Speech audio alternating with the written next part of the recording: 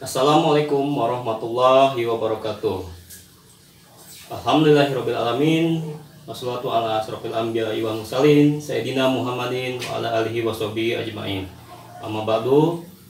Pertama-tama marilah kita panjatkan puji syukur kehadirat Allah Subhanahu wa taala, Tuhan Yang Maha Esa, di mana pada kesempatan pertemuan kali ini kita masih diberikan nikmat kesehatan dan masih dapat berkumpul di tempat yang berbahagia ini. Salawat serta salam semoga tercurah kepada junjungan kita Nabi besar Muhammad SAW beserta keluarga dan kerabatnya. Baik anak-anak sekalian, apa kabar hari ini? Alhamdulillah, tentunya kita masih dalam keadaan sehat walafiat ya. Di tengah kondisi pandemi ini kita masih diberikan semangat ya. Nah, untuk senantiasa menjalani aktivitas kegiatan kita sehari-hari.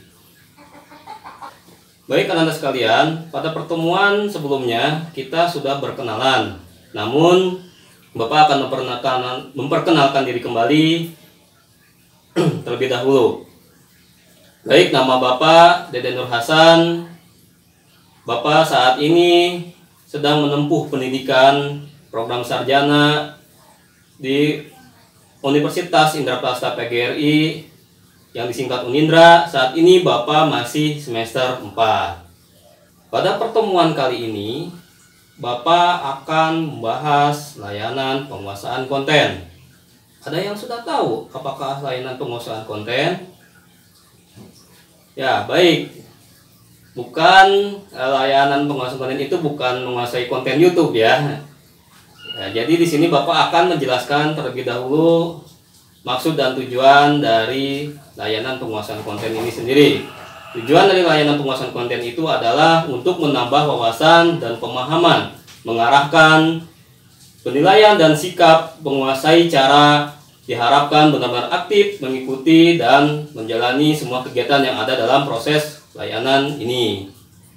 Mengenai pengertian layanan penguasaan konten itu sendiri, yaitu layanan penguasaan konten adalah layanan konseling yang memungkinkan klien. Nah, klien ini adalah kalian, peserta didik semua ya, klien Bapak.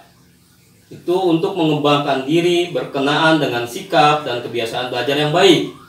Itu mengenai materi pelajaran yang cocok dengan kecepatan dan kesulitan belajar kalian, serta berbagai aspek tujuan dan kegiatan belajar lainnya. Itu layanan penguasaan konten. Pada kesempatan pertemuan kali ini, Bapak dalam layanan penguasaan konten ini akan membawakan topik modalitas belajar. Nah, apakah sih yang menurut kalian modalitas belajar itu dalam benak kalian? Nah, bisa kita lihat sendiri di sini. Modalitas belajar adalah ungkapan dan rancangan sistem otak dan pikiran ya, yang merupakan kemampuan dan individu untuk memperoleh dan merupakan pengalaman. Modalitas belajar adalah berbagai cara yang digunakan sistem otak dan pikiran untuk mengakses ya, semua yang telah kita pelajari. Itu modalitas belajar atau bisa disebut dengan gaya belajar. Sebelum kita pelajari lebih lanjut lagi mengenai topik modalitas belajar ini, bisa kita lihat di sini Bapak telah mempersiapkan sebuah video ilustrasi yang nantinya kalian bisa cermati, kalian bisa simak apa sajakah nanti yang ada dalam modalitas belajar itu, bagian-bagian apa sajakah. Nanti kita bisa pelajari dari video ilustrasi berikut ini. Silahkan kalian simak. Berikut ini tipe gaya belajar visual yang ciri-cirinya suka membaca buku. Biasanya lebih suka berkomunikasi secara tertulis. Weh, lagi ngapain nih?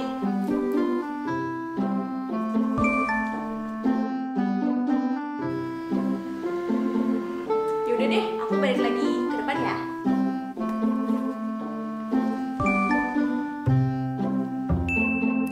Cenderung menyukai lukisan.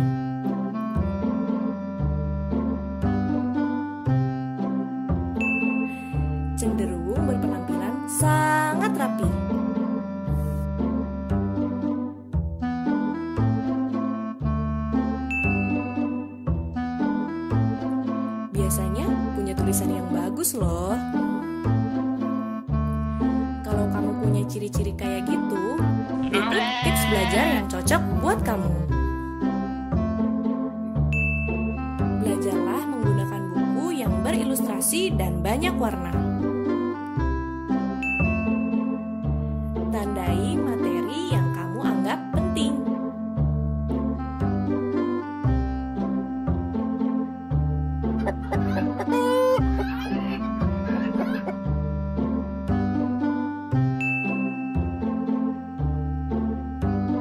Usahakan belajar di tempat yang terang ya.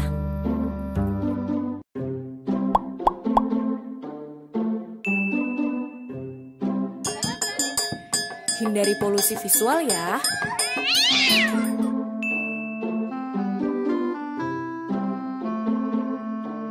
Kalau kamu punya ide, jangan lupa ditulis ya. Tahu mind map nggak? Mind map adalah rangkuman materi yang disertai dengan gambar. Itu tadi tips untuk gaya belajar visual. Tipe gaya belajar auditori. Ciri-cirinya, suka membaca sambil bersuara. Taufik Ismail lahir di Bukit Tinggi 25 Menyukai musik.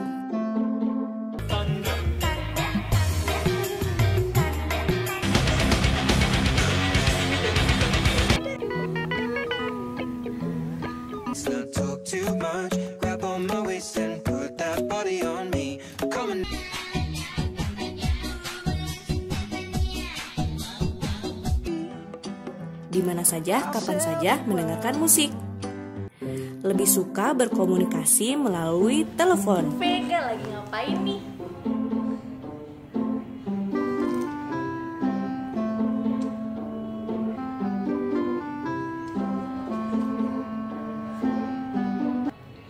Iya, Vega kenapa? Enggak, ini sih aku lagi ngerjain soal bahasa Inggris. Susah banget soalnya. Oke, yaudah aku balik lagi ke dalam ya kalau gitu. Oke. Fasih dalam berbicara. Efek nomor 15 tuh gimana sih caranya? Nah ini nih, kamu tuh harus baca dulu nih paragraf 1, 2, 3, 4-nya. Terus kamu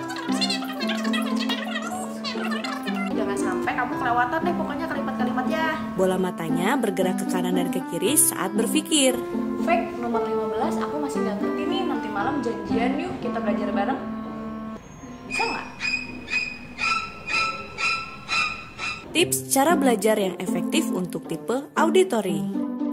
Bawalah perekam suara saat belajar. Merupakan salah satu keajaiban dunia. Bentar Pak, saya rekam dulu ya. Boleh.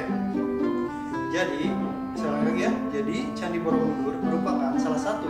Belajar dengan cara tanya jawab ala guru dan murid. Nah, sekarang kita belajar jadi guru dan murid ya. Boleh. Nih, sekarang kita belajar sistem transportasi aja. Jadi urutannya itu, Lakukanlah apa yang kamu ingin ingat. majas adalah bahasa yang dipergunakan secara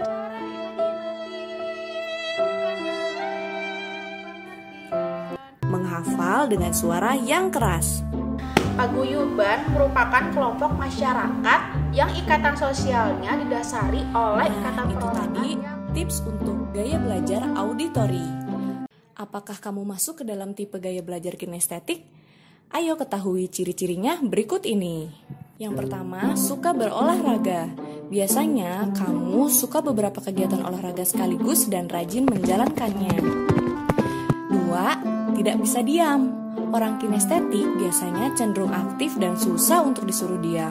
Terjadinya infiltrasi yang Anda dapat menyebabkan Vega. Yang ketiga, tulisannya kurang bagus. Seringnya sih orang kinestetik memiliki tulisan yang agak sulit dibaca. Fake, pinjam catatan kamu yang tadi dong. Tulisan kamu, ini apa ya bacanya? Yang berikutnya, pandai meniru mimik muka orang lain. Orang kinestetik biasanya unik dan punya kemampuan untuk menirukan mimik muka seperti ini.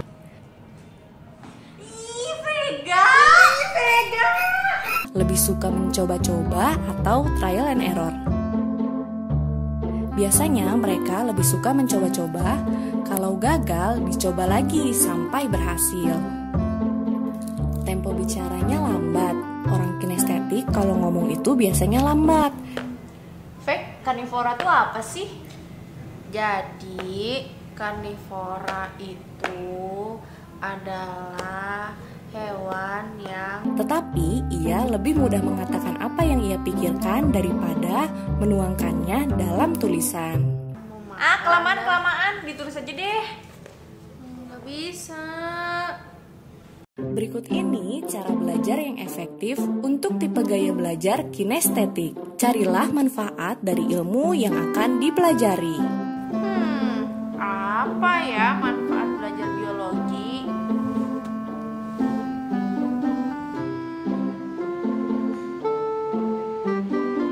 Perbanyak frekuensi break atau jeda istirahat dan lakukan aktivitas ringan saat belajar.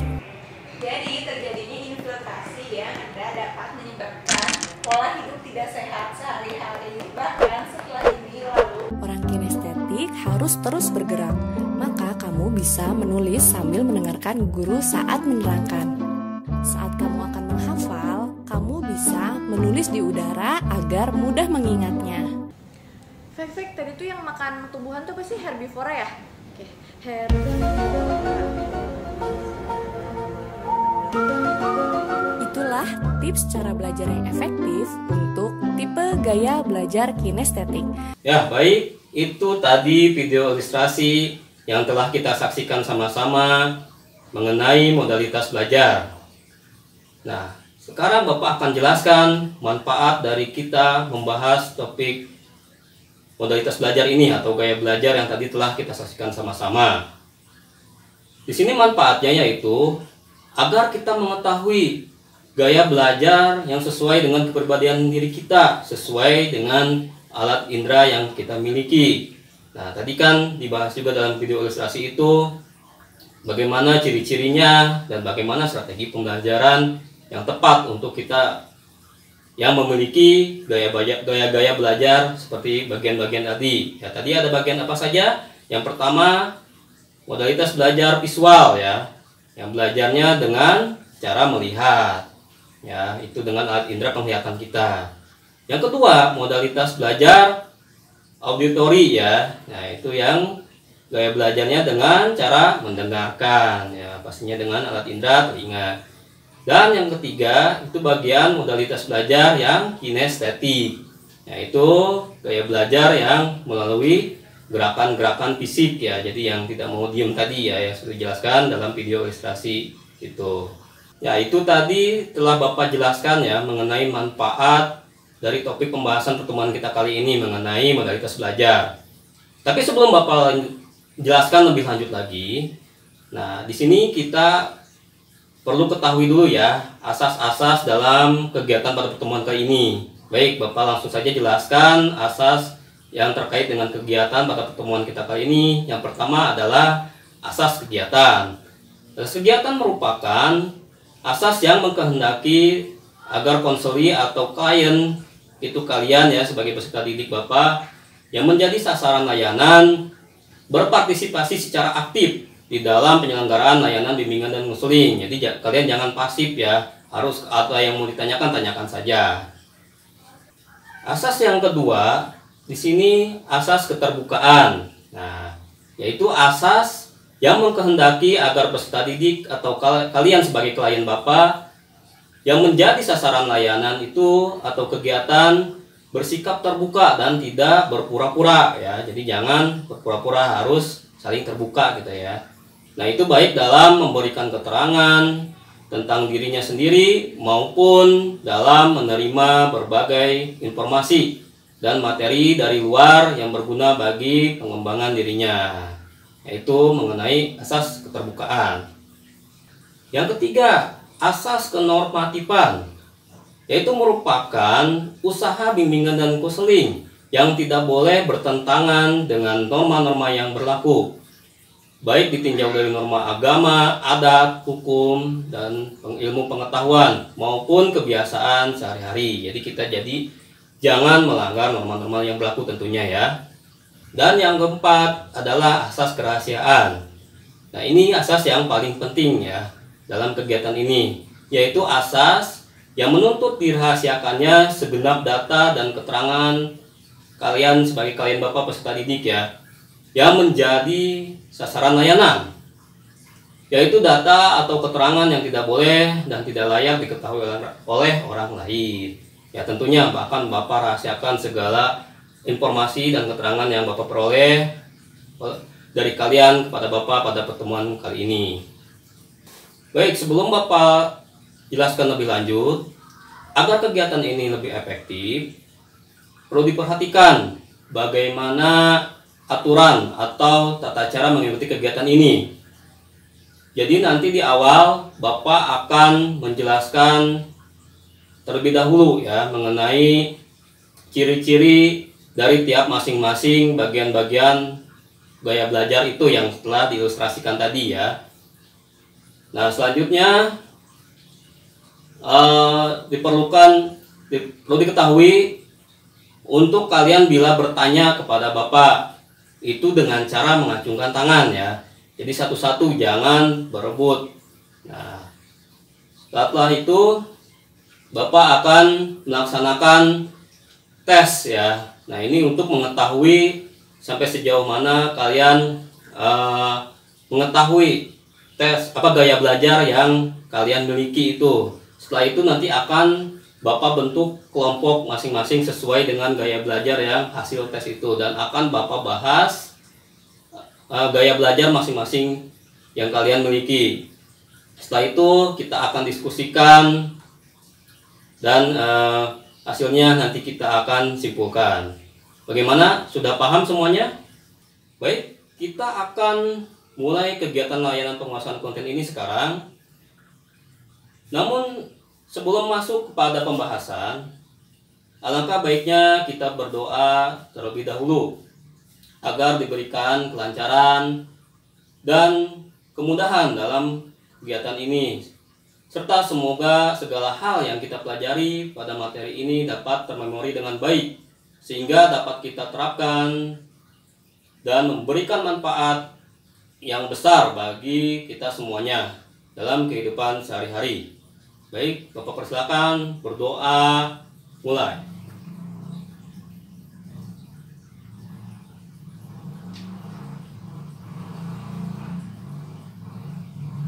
Berdoa selesai. Baik, bisa kita mulai sekarang. Dan di sini bisa kita lihat dan akan Bapak jelaskan, yaitu mengenai ciri-ciri modalitas belajar yang visual dulu ya terlebih dahulu. Dan di sini ciri-cirinya yaitu yang pertama itu bicara agak cepat ya. Yang kedua, mementingkan penampilan yang selalu berpakaian rapih ya. Yang ketiga, tidak mudah terganggu oleh keributan. Yang keempat, mengingat apa yang dilihat ya daripada yang didengarnya, karena dia tadi seperti video ilustrasi itu ya lebih fokus dengan penglihatannya. Terus yang kelima, lebih suka membaca daripada dibacakan. Yang keenam, pembaca yang cepat dan tekun. Yang ketujuh, seringkali mengetahui apa yang baru dikatakan daripada memilih kata-kata ya, biasanya itu. Lalu yang kedelapan, lebih suka melakukan demonstrasi daripada pidato. Lalu yang kesembilan, itu lebih suka musik daripada seni ya, biasanya seni-seni lain kurang begitu dikuasai. Dan yang kesepuluh, itu mempunyai masalah untuk mengingat bentuk-bentuk verbal yang dalam bentuk tulisan ya, jika ditulis. Tadi kan bicaranya juga ini ya cepat karena dia lebih mudah untuk mengatakan ya daripada menulisnya gitu. Ya, itu tadi ciri-ciri dari gaya belajar visual. Ya, selanjutnya bisa lihat di sini ya, modalitas belajar yang auditori yang kedua ya. Jadi ciri-cirinya yaitu suka bekerja dan berbicara sendiri ya saat bekerja itu ya. Bicara pada diri sendiri. Yang kedua, penampilannya selalu rapi tentunya. Dan yang ketiga, ini mudah terganggu oleh keributan ya. Itu karena dia fokusnya dari pendengaran. Yang keempat, belajar dan itu belajarnya dengan mendengarkan dan mengingat apa yang didiskusikan biasanya ya daripada yang dilihat. Lalu yang kelima, sering membaca dengan keras dan mendengarkannya. Nah, yang keenam, itu menggerakkan bibir saat belajar ya, saat membaca itu biasanya. Terus yang ketujuh, nah biasanya ini merupakan pembicara yang fasih ya. Nah, yang kedelapan, lebih pandai mengejah daripada mendengarkannya ya, atau mengatakannya gitu ya biasanya. Nah ini terus yang kesembilan, lebih suka gurauan yang sifatnya langsung ya daripada membaca-baca kayak komik seperti itu. Terus lalu yang 10, mempunyai masalah dengan pekerjaan yang sifatnya visual ya, dengan penglihatannya ini biasanya.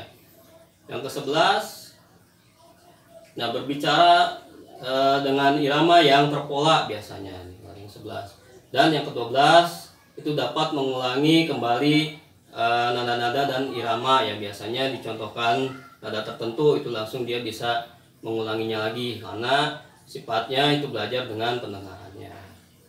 Ya, kita lanjutkan yang ketiga, modalitas belajar yang kinestetik ya di sini. Ciri-cirinya bisa kita lihat di sini. Yang pertama, berbicaranya perlahan ya. Nah, itu tadi ya. Jadi nggak bisa cepat-cepat ngomongnya gitu ya. Terus yang kedua, penampilannya tentunya pastinya rapih ya. Nah, yang ketiga, tidak terlalu mudah terganggu oleh keributan ya, karena dia hanya belajarnya dengan gerakan-gerakan kan ya. Terus yang keempat, belajar melalui manipulasi dan praktek ya, seperti pelajaran-pelajaran olahraga itu atau menari ya, kesenian itu tentunya pasti lebih cepat ya menirunya ya. Yang kelima, nah itu menghafalnya dengan cara berjalan dan melihat ya, biasanya sambil jalan-jalan. Yang keenam, menggunakan jari itu biasanya ya untuk menunjuk. Nah itu ketika membaca. Yang ketujuh, merasa kesulitan untuk menulis tetapi hebat dalam bercerita ya, biasanya tadi ya, dalam ilmu ilustrasi juga lebih sering diceritakan daripada ditulis misalnya tuh katanya.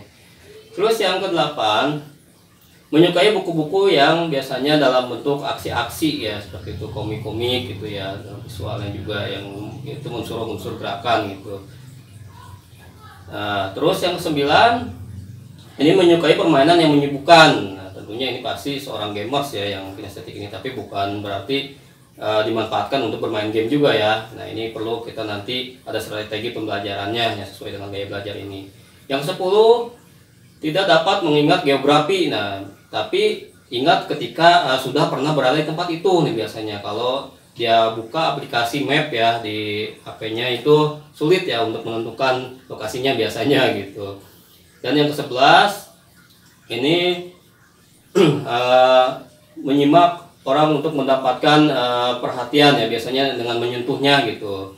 Nah, itu dibandingkan menggunakan kata-kata yang menggunakan aksi ya, seperti itu. Itulah ciri-ciri tadi dari setiap bagian-bagian modalitas belajar yang kita pelajari pada pertemuan kali ini. Baik, tadi telah Bapak bahas mengenai ciri-ciri gaya belajar pada pertemuan kali ini. Bapak persilahkan untuk bertanya pada kesempatan kali ini kepada Anda sekalian. Baik, dimulai terlebih dahulu untuk pertanyaan pertama. Bapak persilakan, silakan. Baik, Anda sekalian, tadi telah kita ketahui sama-sama ya, dan kita bahas, Bapak juga bahas tentang ciri-ciri dari setiap bagian gaya-gaya belajar yang telah kita pelajari pada pertemuan kali ini. Nah, silakan sekarang kalian ambil HP dan gadget masing-masing yang tadi sudah dinonaktifkan, silakan aktifkan kembali, dan Bapak akan melaksanakan tes gaya belajar untuk kalian semua mengetahui ya gaya belajar yang sesuai dengan kepribadian kalian. Baik, silahkan dibuka link yang kita lihat di sini ya, di depan ya. Nah, itu silahkan kalian akses, dan nanti hasilnya kita bahas sama-sama dan kita diskusikan. Nanti akan Bapak bagi kelompok sesuai dengan gaya belajar yang sesuai hasil kalian yang telah laksanakan ya atas gaya belajarnya. Baik, bisa kita mulai sekarang. Baik anak-anak sekalian, setelah kita diskusikan bersama tadi ya mengenai gaya belajar masing-masing, dan lebih cenderung ya yang berdiskusi itu lebih tanya jawabnya yang dari kelompok yang auditori ya tentunya itu karena gaya belajar sesuai dengan gaya belajarnya ya. Baik, ini adalah hasil dari diskusi kita pada pertemuan kali ini mengenai strategi yang untuk mempermudah dalam proses belajar ya. Ini yang pertama yang gaya belajar visual terlebih dahulu, yaitu gunakan materi visual ya seperti gambar-gambar, diagram atau peta ya, ini untuk memudahkannya. Yang kedua, gunakan warna untuk meng-highlight hal-hal yang penting. Tadi ya kita harus stabiloin gitu ya, istilahnya spidol warna lah gitu ya, supaya kita lebih tahu mana yang penting dari pembahasan yang sudah kita pelajari. Terus yang ketiga, ajak diri kita untuk membaca buku-buku yang berilustrasi ya, ada gambar-gambar itu. Nah, itu lebih memudahkan belajarnya. Yang keempat, gunakan multimedia ya, perangkat-perangkat seperti komputer, video itu penting dalam gaya belajar visual ini. Dan yang kelima, ajak diri kita untuk mencoba mengilustrasikan ide-idenya ke dalam bentuk gambar. Tadi belajar dengan menggunakan metode mind map ya, contohnya seperti itu.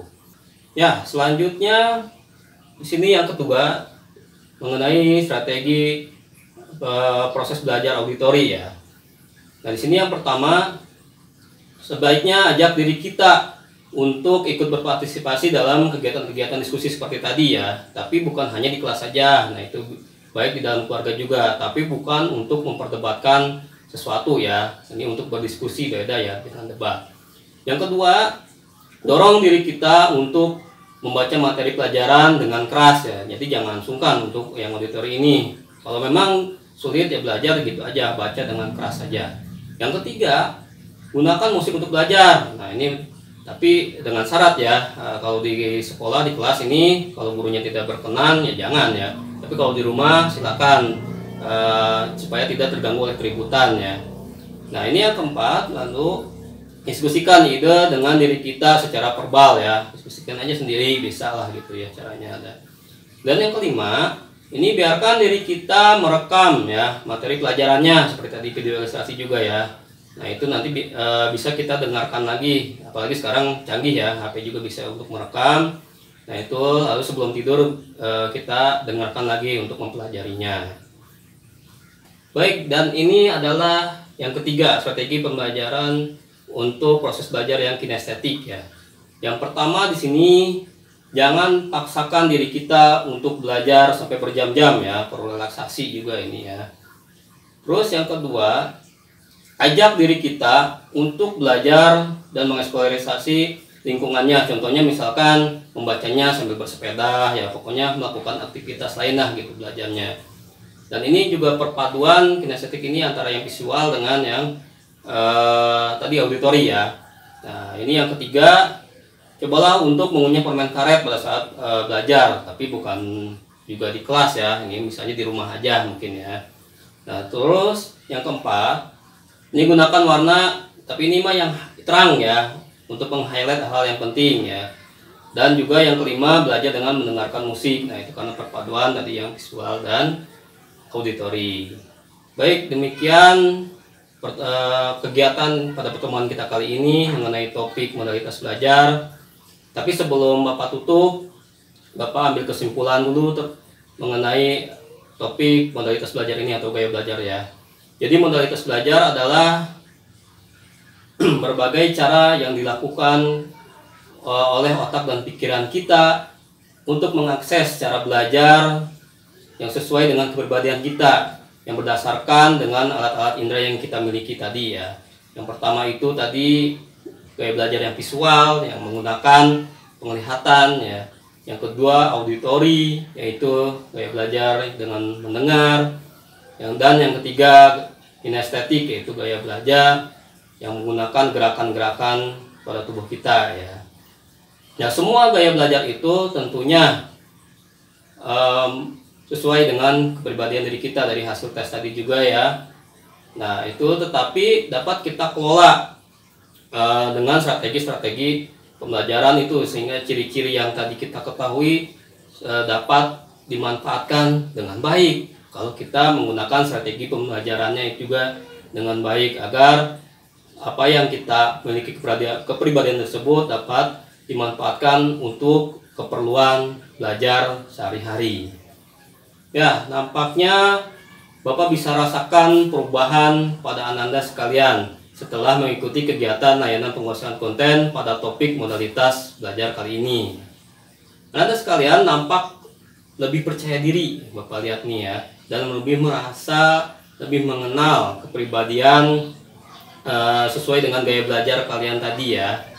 Nah, Bapak harap hal ini bukan Ananda sekalian sekedar cukup tahu saja ya gaya belajar itu yang sesuai seperti apa, tapi Bapak harap ini perlu Ananda latih dan selalu menjadi kebiasaan yang melekat dalam diri pribadi Anda sekalian dalam kehidupan sehari-hari. Anda sekalian, tiba saatnya kita di penghujung kegiatan pada pertemuan kali ini.